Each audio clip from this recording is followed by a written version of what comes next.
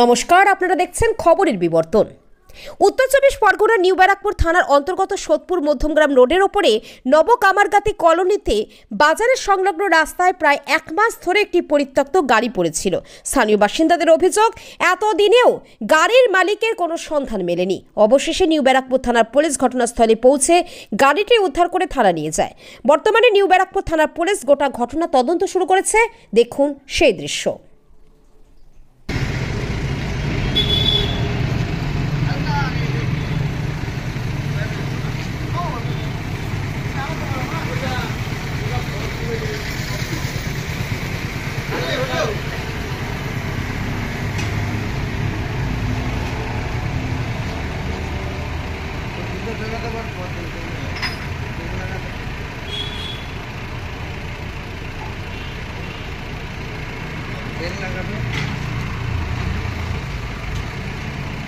কাকু আপনি একটু সাইডে আসুন।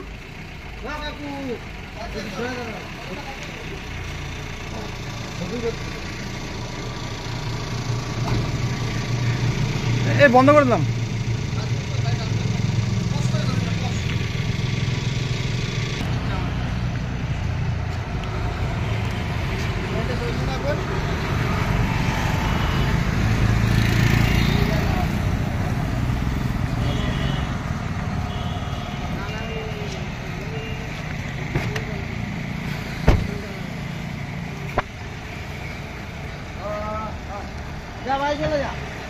করে দিলাম।